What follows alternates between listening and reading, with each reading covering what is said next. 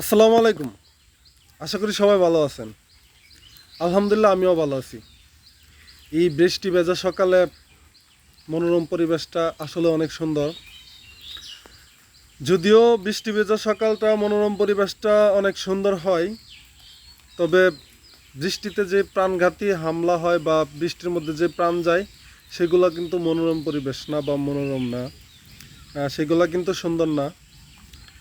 তো একটা জিনিস দেখলাম, গত 15 দিনে বজ্রপাতে, অর্থাৎ আমাদের গ্রাম্য ভাষায় যেটাকে ঠাডা বলা হয়, তার মধ্যে আপনার অর্ধশতাধিক মানুষের মৃত্যু হয়।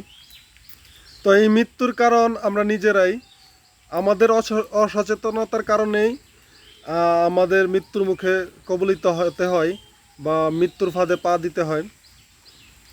যেমন আজকে সকালে একটা কাহিনী বলি। খুব বৃষ্টি হচ্ছিল, মাঝখান দিয়ে 10 মিনিটের মতো বৃষ্টিটা একটু থেমেছিল, তখন বাজে প্রায় 9টা 15-20 এমন সময়। তো আমার বাসটি হচ্ছে স্কুলে পরীক্ষা দিবে, তার বাবা তাকে নিয়ে যাচ্ছে। তো তারা একটা ছাতা নিয়ে গেছে, হয়তো মাঝপথে যাওয়ার পরে বৃষ্টি আবার শুরু হয়েছে 20-25 বা 30-এর সময়, মানে 9টা 20-25 বা 30-এর সময়। তো তখন আমি চিন্তা করলাম ওরা একটা ছাতা নিয়ে যাইতেছে, দুইজন মানুষ ভিজা যাবে, তো আমি দুইটা ছাতা নিলাম। একটা হচ্ছে আমার বাস্তির ছাতা, আরেকটা হচ্ছে আমার নিজের জন্য। তো হাঁটতে হাঁটতে যাওয়ার সময় মাঝখানে কিছু ক্ষেত খামার পরে, কৃষি ক্ষেত আর কি, যেগুলোতে কৃষকরা ধান লাগাইছে। তো ওইখানে গিয়া দেখি যে প্রচণ্ড বৃষ্টি পড়তেছে আর বিদ্যুৎ চমকাইতেছে আকাশে, বজ্রপাত হচ্ছে, এরকম শব্দ শোনা যাইতেছে। তার মধ্যে 10-15 জন মানুষ ধান কাটতেছে, প্লাস হচ্ছে ধান জমাইতেছে, ধানের যেই মুঠাগুলো আছে এগুলো জমাইতেছে। তো তারপরে আমি তাদেরকে ডাক দিয়ে বললাম যে ভাই, আপনারা এই বৃষ্টির মধ্যে কেন ধান কাটতেছেন? পরে বলতেছে যে বৃষ্টির মধ্যে তো ভালো, গরম করবে না, মানে অনেক কিছুই বুঝাইলো। তো বুঝানোর পরে আমি বললাম যে আপনার জীবন থেকে তো বেশি গরম না, বা আপনার জীবন থেকে তো বেশি আপনার কাজ না। দেখা যাইতেছে যে এই যে বজ্রপাত হচ্ছে, একটু পরে যে আপনার উপর পড়বে না, এটার কি গ্যারান্টি আছে? তো তারা আমার দিকে তাকায় হতবাক। আসলে কথাটা সত্যি যে তাদের উপর যে বজ্রপাত হবে না তার কি গ্যারান্টি আছে? তারা যে মানে মৃত্যুর মুখে কবলিত হবে না, এটার কি গ্যারান্টি আছে? তারপরে আমার কথা শুনে আমি সবাইকে বললাম যে আপনারা উপরে চলে আসেন।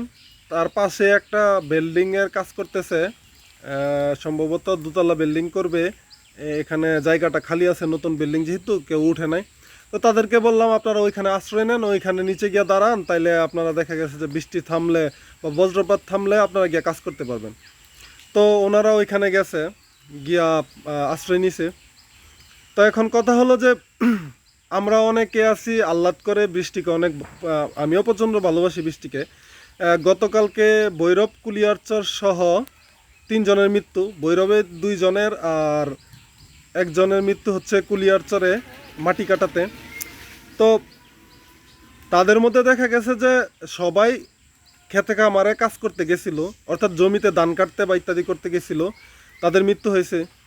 আবার কিছুদিন আগে হচ্ছে আপনার কুলিয়ারচরেরই কি জানি বলে জায়গাটার নাম, কাশেমপুর না কি জানি, ওইখানে 3টা মেয়ের মৃত্যু হয়েছে। স্কুল পরীক্ষার্থী ছিল, তারা স্কুলে যাচ্ছিল, যাওয়ার সময় তাদের রাস্তায় যখন বজ্রপাত হয়েছে, সেই বজ্রপাতে তাদের মৃত্যু হয়েছিল।